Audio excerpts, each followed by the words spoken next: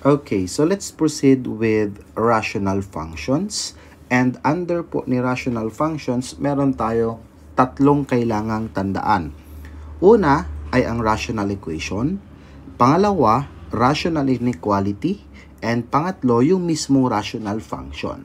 But before tayo mag-proceed with the difference between the three, let us first define what is a rational expression. No, so pag sinabi nating rational expression,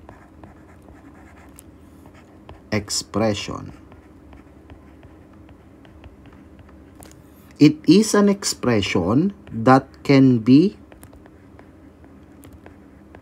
written, that can be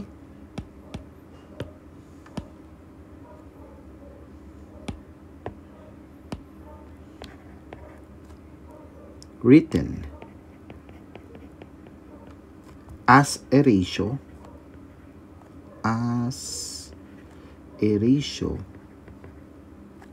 of two polynomials. No, so pag sinabi nating rational expression, that can be written as a ratio of two polynomials. No, regardless kung anong power ng polynomial natin, as long as it is a polynomial, we can still consider that as a rational expression. No, so let's say raised to the power of 2, raised to the power of 3, to the 4, to the 6. No? So lahat naman yun mako-consider natin as rational expression. No, so let's have the definitions of rational equation. When we say rational equation,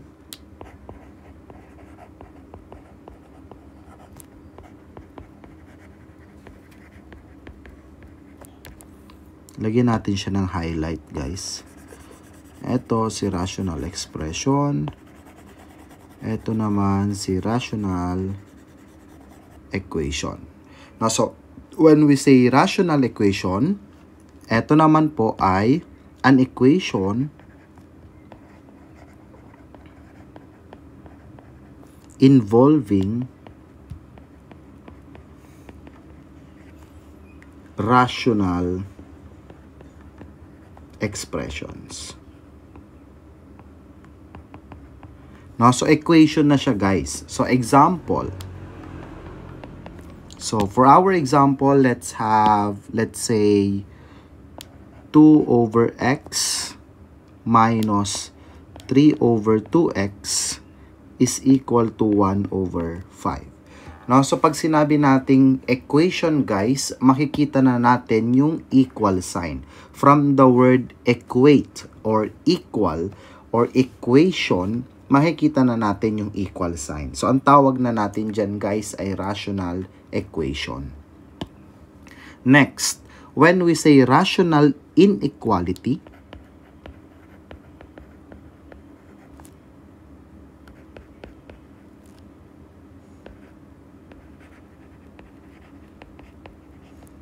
ito naman po is involving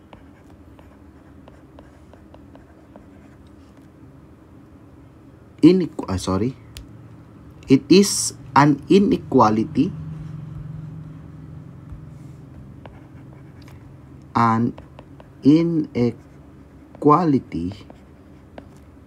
involving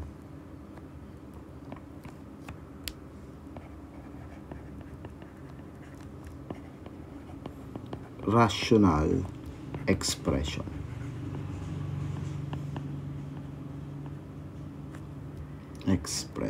No, so for example naman dito, guys. So dito naman, guys, ang unang-una nating titignan ay yung kanyang kanina if it's an equation equal sign, dito naman hindi. So let's say you have 5 over x minus 3 less than or equal to 2 over x. No, so dito, guys, hindi na equal sign ang nakalabas. No, inequality na siya kapag ganyan yung nakita. So hindi naman yan limited sa ganyan, no? Possible, let's say not equal to, greater than or equal, less than or equal, or pwede ding greater than, pwede ding less than, no? So, yan yung mga makikita natin in terms ni rational inequalities. No? So, lagyan natin to ng shade.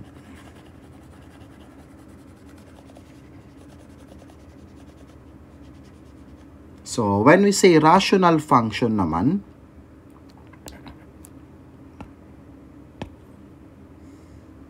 rational.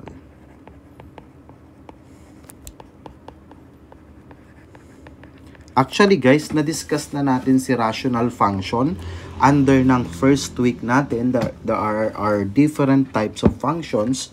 No? So, dinefine na natin dun si rational function, di ba? But let us also again define rational function. It is a function expressed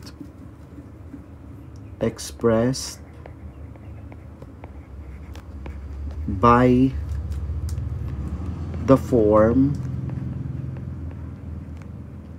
f of x is equal to g of x over h of x. So, siguro natatandaan natin yan, no? Where g of x and h of x are polynomial. Now, so, let us also note that dapat daw, lagyan natin dito ng note,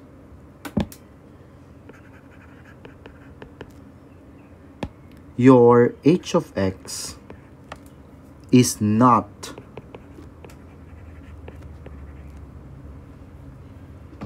a zero function. Bakit bawal?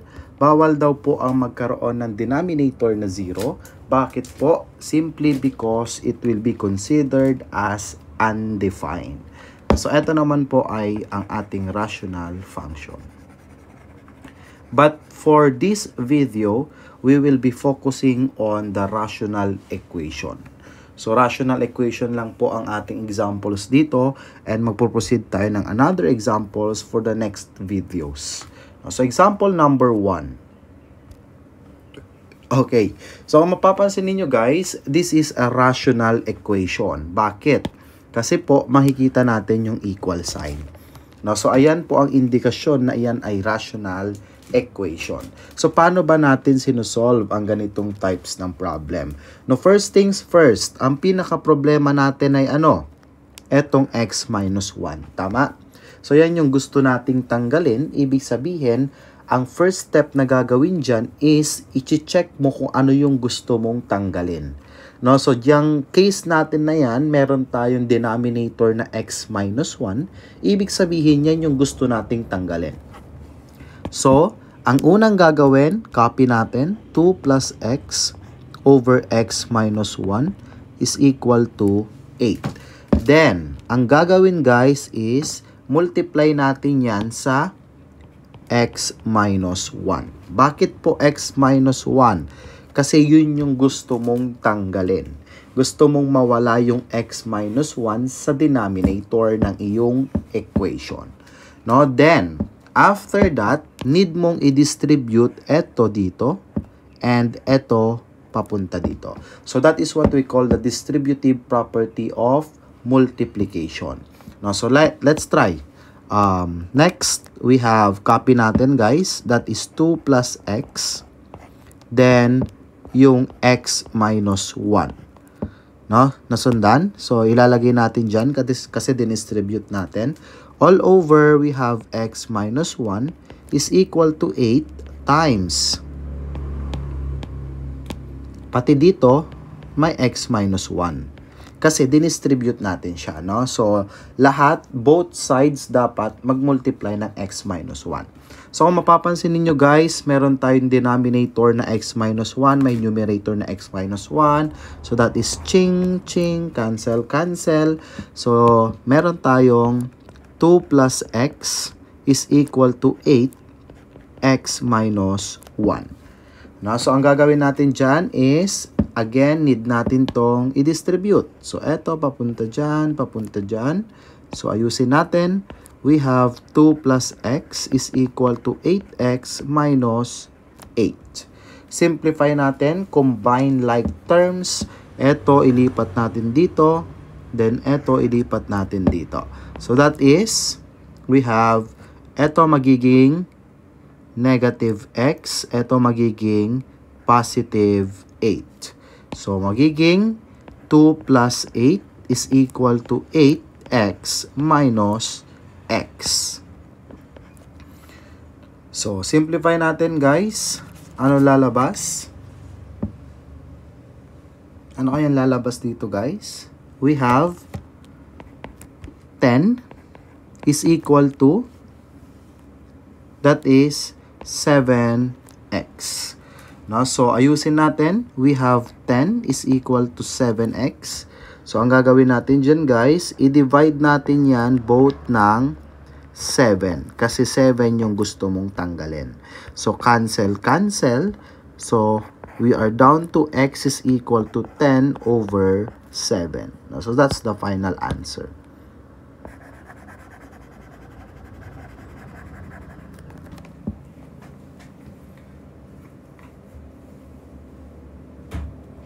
Okay, no? So, let's proceed sa number 2. No, so, lagyan natin to ng ganito para hindi mapaghalo. Number 2. So, again, ang una nating i-check is, of course, yung equal sign. It serves as an indication that what we are dealing is a rational equation. So, again, ano ang pinaka-problema na naman? Meron tayong x minus 3. So, ibig sabihin, yan ang gusto mong tanggalin. Yan ang tatanggalin natin. No? So, again, copy the equation. We have 5 over x minus 3 is equal to 0. Then, anong gagawin? I-multiply natin yan sa gusto mong tanggalin, which is, in this case, x minus 3. No? So, again, susunod na step, multiply natin lahat. No? So, distributive property of multiplication. So, let's have 5 times, again, magiging x minus 3 na yan kasi dinistribute natin all over x minus 3 is equal to 0 times x minus 3.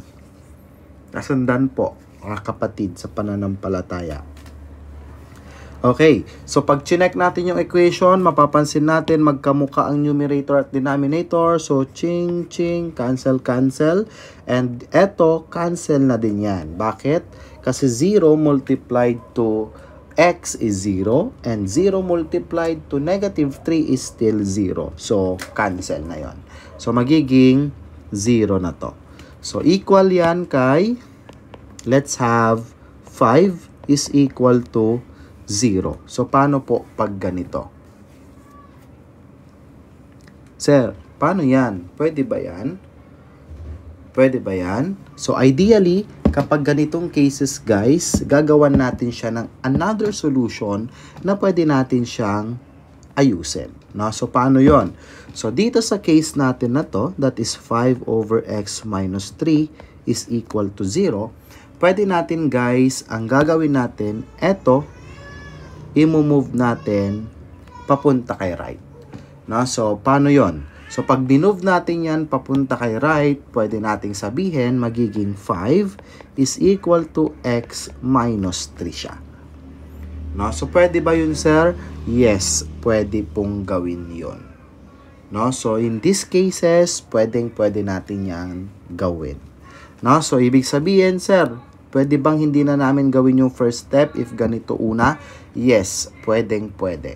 So, kapag ganitong case, ililipat na lang natin yung negative 3, magiging 5 plus 3 is equal to x. Therefore, your x is equal to 8. So, that's the final answer. Sir, ganun lang pala kabilis yun. Bakit trinay mo pa rin yung first natin step? No? Trinay pa rin natin yun, guys, kasi yun ang unang step talagang ginagawa kapag ka-rational equation. No? So, ibig sabihin, x is equal to 8. So, number 1, sir, pwede po bang gawin natin yon? Yes, pwede naman. Wala namang problema. ganyan din ang lalabas. X is equal to 10 over 7 pa rin ang lalabas. No? So, in this case kasi guys, pinakita ko sa inyo na yung way kung paano talaga natin siya ginagawa. So, cross-multiply, pwede natin gawin yan. Yung denominator, mapupunta sa numerator sa kabilang side. No? So, next. Ay, sorry. So, let's have next. So, dito guys, sa number 3, sir, katulad kanina sa number 2, nilipat lang natin yung x minus 3 sa kabila. Nilipat lang natin siya at naging numerator na. Pwede po ba natin yan gawin dito sa case na to? Yes, pwede natin yan gawin. So, hatiin ulit natin yung ating solution. So, sa number 3, pwede natin gawin dyan guys. Kung i-check nyo, makikita nyo yung equal sign. No? So, that is an indication na we are solving or we are dealing with the rational equation. And kung mapapansin nyo guys, dalawa yung denominator. So, dalawa yung gusto mong tanggalin. So, ibig sabihin, pwede natin yan gawin yung first step na ginagawa talaga natin. So, copy natin.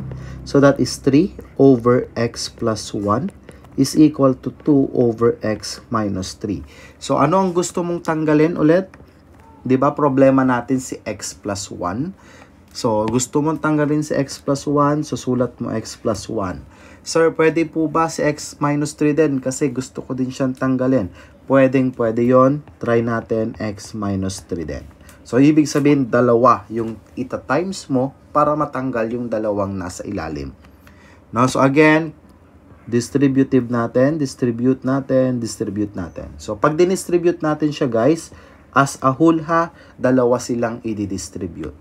No? So, pag dinistribute natin, that is equal to 3. Magiging, we have x plus 1 and x minus 3. Then, next, all over, x plus 1 is equal to 2 over, yung distribute natin, 2 times x plus 1 and x minus 3. All over, we have x minus 3. So, mapapansin niyo guys, may magkamukha sa numerator and denominator. Ching, ching, ching, ching. So, equal yan kay, we have 3 times x minus 3 is equal to 2x plus 1. So, kapag ganyang case, guys, pwede na natin yang i-direct na i-solve. So, tanggalin muna natin to. Hindi pala siya kasya, no? So, distribute natin, guys. Ito, dito, dito, dito, and dito. So, equal yan kay, we have 3x minus 9 is equal to 2x plus 2. Solve natin, combine natin similar terms. Ito ilipat natin sa kabila. Ito ilipat sa kabila. So, magiging, gawin natin siyang black. So, para hindi tayo malito. So, ito lipat dyan and ito lipat sa kabila. So, in this case, magiging negative 2x to. And in this case, magiging positive 9. So, ayusin na natin siya guys. That is 3x minus 2x is equal to 2 plus 9. So, that is x is equal to 11.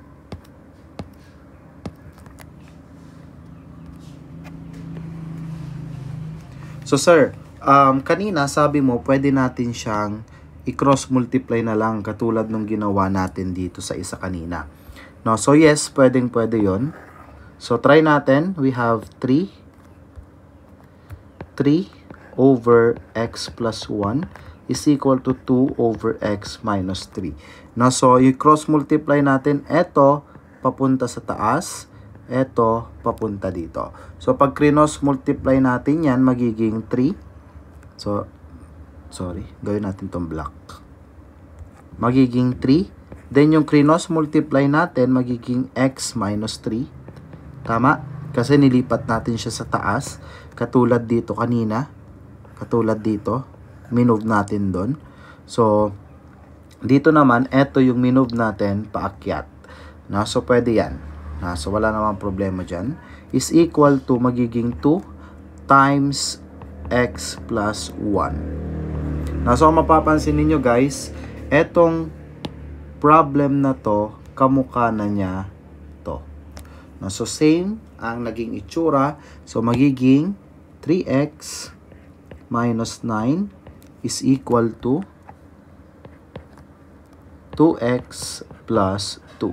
So, pag nilipat natin yan, magiging 3x minus 2x is equal to 2 plus 9. Your x is equal to 11. So, same lang siya, guys.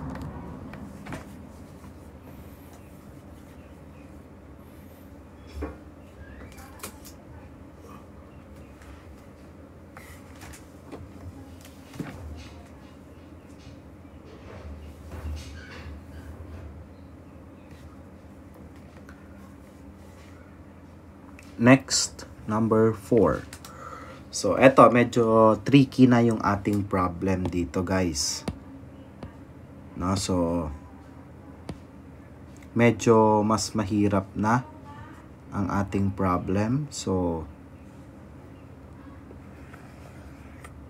paano natin to isosolve, guys? So, una, again, this is a rational equation. May equal sign dyan. Then, next, ano ang problema natin? Si x, problema natin yan. Si x squared, problema natin yan. And si 2x squared, problema din natin yan. So, yung mga ganitong cases, guys, mas madali siyang isolve. Kasi, guys, kung makikita ninyo, meron tayong least common denominator na tinatawag. No, so, sa numbers, ginagamit natin siya kapag ka nag-a-add tayo ng fractions, yan, so, improper fractions, mixed numbers, yan. Meron tayong least common denominator. No, yun yung LCD na tinatawag nila. Sa ating variable x, meron din yan. So, pwede din natin yan gamitin dito. So, mapapansin ninyo guys, etong x na to, that is simply x times x. No? So, kaya siya naging x squared. Ibig sabihin, ang kanyang common factor or ang kanyang common denominator ay yung x. So, ibig sabihin, x ang common factor or common denominator nila. Same case dito sa kabila. No? So, same case guys dito sa kabila. So, dito kasi meron kang 2 and x squared. So, yung x squared dyan is also x. No? So, x times x din. Ibig sabihin, ang ating common denominator dyan ay yung x. Tama? Kasi yun yung gusto mong tanggalin. No? So, kapag ganyang cases, ang gagayahin lang natin kung ano yung kailangang tanggalin. So, divide. Buray muna natin to guys. So, ano yung kailangang tanggalin dyan? So, in this case, copy natin yung problem. We have 1 over x plus 2 over x squared is equal to x plus 9 over 2x squared. So, guys, dito, ang gagawin natin, yung x squared, gusto mong tanggalin. So, pag nag-times ka ng x squared, madadamay ito. Tama? Kasi alam mo na ang x squared ay x times x. Pero, matatanggal si x squared and x squared. Pero meron ka pang problem. Ano yon? Yung 2. Etong 2. Tama? Gusto mo din yan tanggalin eh. Ibig sabihin, kapag ganyang cases, igasasama mo si 2x squared. So, magiging 2x squared siya. So, para masamang makancel si 2. Again, ang unang gagawin, distribute natin to dito, dito, and dito.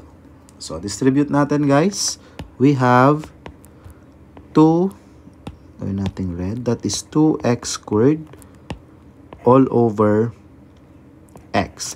So, guys, hindi ko na nilagay yung 1 kasi times 1 lang naman siya. No? So, same number lang ang lalabas. Plus, we have 2 times 2x squared all over x squared. Next is equal to, we have x plus 9 times yung 2x squared all over 2x squared. So, mapapansin ninyo, maraming makakancel. So, eto, guys, cancel, cancel. Yung x squared dyan, cancel doon. Pero hindi nasama si 2, guys, ha? Yung x squared lang. Dito yung x, then ito, yung isang x matatanggal. So, simplify natin, guys. We have 2x plus. So, dito may natira tayong 2 times 2, magiging 4 is equal to x plus 9. So, na-cancel lahat ng 2x squared. So, again, ang unang ginagawa dito is combine like terms. So, eto, move natin dyan. Eto, move natin dyan. Then, eto, move natin dyan. So, eto, magiging negative x. Eto, magiging negative 4. So, that is equal to 2x minus x is equal to 9 minus 4. So, your x is equal to positive 5. So, that's the final answer.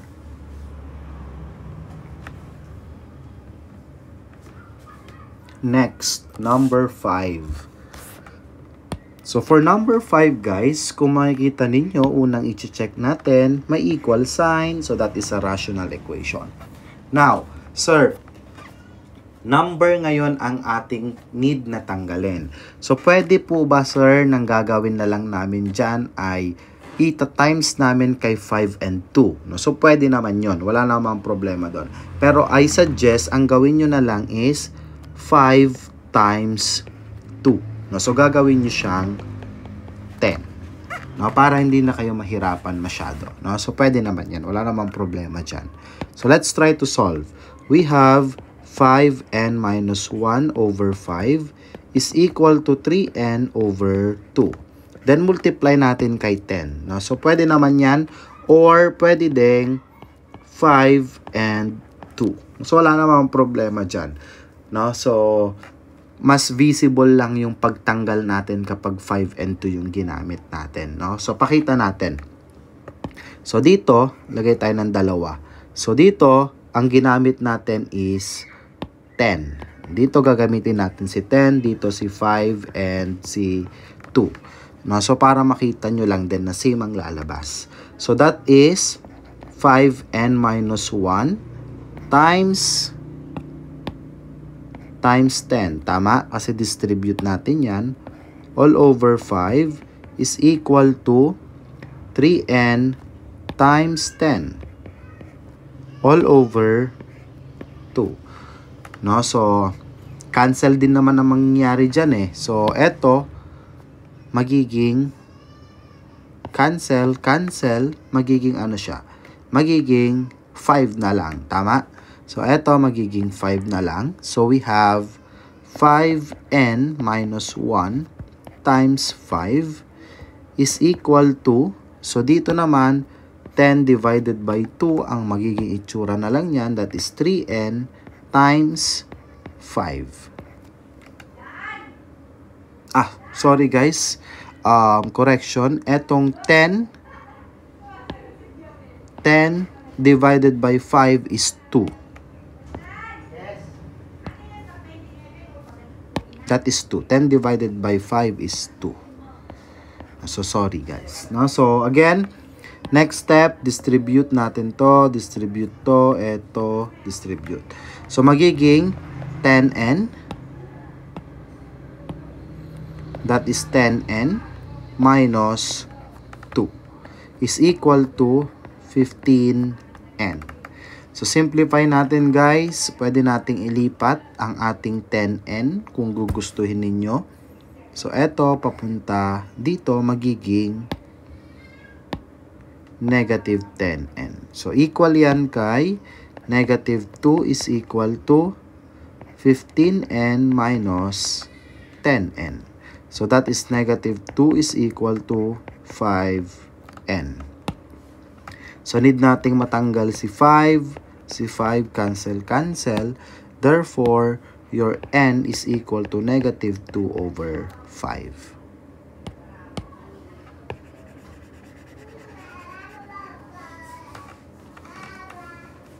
So, try natin yung sinasabi ko kanina, guys, na pwede naman. So, pwede namang ang gagawin nyo is 5 and 2 ang ita-times. Wala namang problema dyan.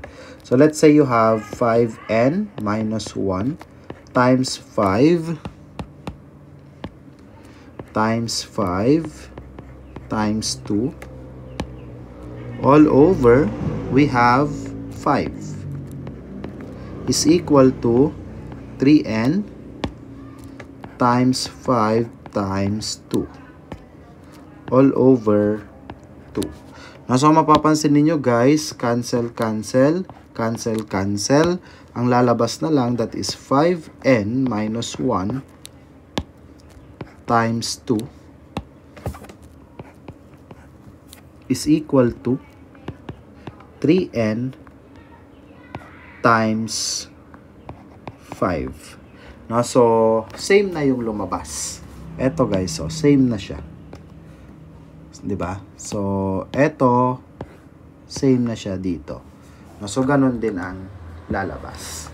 So, wag na natin siyang i-solve. Alam na natin na that is n is equal to negative 2 over 5. No? So, wag na natin siyang i-solve.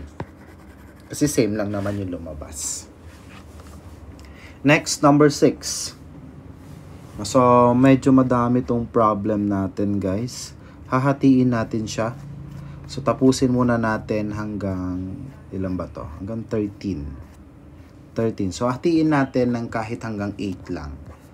No? Ay, hanggang, sige, hanggang dito na lang kay number 7. Then, ikakat natin siya para hindi naman ganun kahaba yung video. No? So, let's try to solve number 6 and number 7. So, for number 6, kung mapapansin nyo, again, that is equal sign. So, that is a rational equation. Next, ano ang gusto mong tanggalin? Gusto mong tanggalin si x and si 3. No? Kasi yung x dito, same naman yung isa dyan. So, ibig sabihin ang gusto mong tanggalin is x and 3. So, ang unang gagawin ulit, that is 3 over x plus 2 is equal kay 1 over 3x. Anong gusto mong tanggalin ulit? Si 3 and si x. Gusto mong tanggalin si 3 and x. So, yun yung ita-times mo. Again, distribute, distribute, distribute.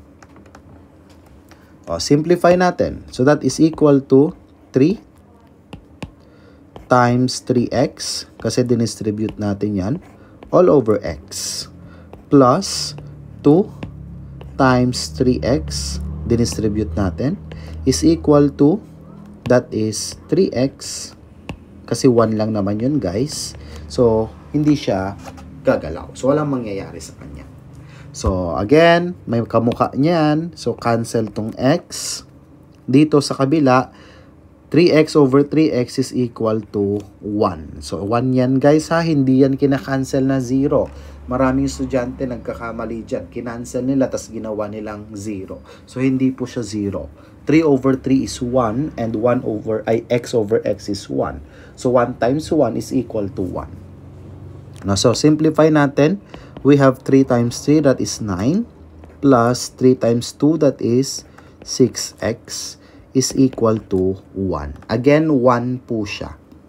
No? So, again, lipat natin guys. Ito, ililipat natin sa kabila, magiging negative 9. So, that is equal to 6x is equal to 1 minus 9. Equal yan kay 6x is equal to negative 8. So, equal yan kay, divide natin both sides by 6. 6, ching, ching, cancel, cancel. Your x is equal to negative 8 over 6. Or your x is equal to negative 4 over 3. So, simplified form is x is equal to negative 4/3. So, that's the answer. Number 7. So, let's try to solve number 7. So, sa number 7, guys, again, nandito si equal sign, that is a rational equation. Ano yung gusto mong tanggalin dyan? Tatanggalin mo si x squared, tama? So, etong x squared nito, same lang naman niya. And etong x na to, same lang naman. Ano pa? Except kay x squared ang gustong tanggalin. Ano pa yung pwede? Si 2. Tama? Etong 2 dito, guys. Gusto mo din yan tanggalin kasi isang sakit sa ulo din yan. Nasa denominator siya. So, ibig sabihin, ang need natin, i-times I, ano? Ano yung gusto nating tanggalin? Ano yung i-multiply natin sa kanila? Si x squared, tama. Tatanggalin natin si x squared. Tsaka si x, matatanggal na kay x squared. Pero meron pang 2, tama. So that is 2. Lagyan din natin si 2 para pati siya matanggal. No? Again, next step, distribute natin to dito, dito, and dito. So, distribute natin siya, guys.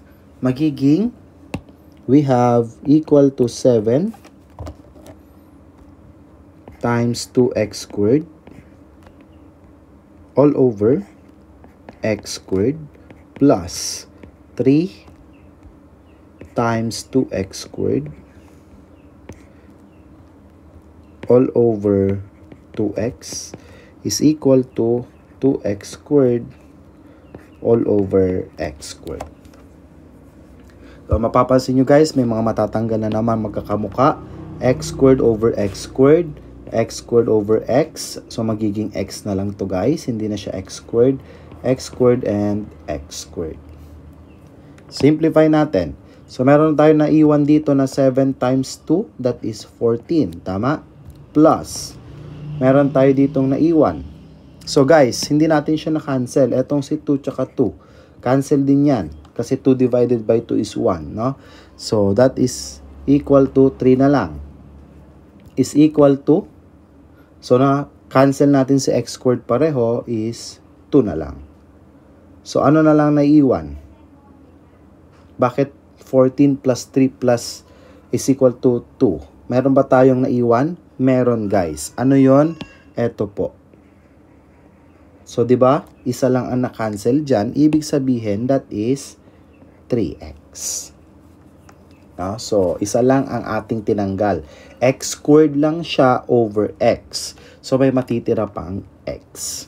No? So, simplify na natin. We have 14 plus 3x is equal to 2. So, lipat natin si 14 sa kabila. Magiging negative 14. So, equal yan kay 3x is equal to 2 minus 14. Your 3x is equal to negative 12. So, divide both sides by 3. So, that is ching ching, cancel cancel. Your x is equal to negative 4.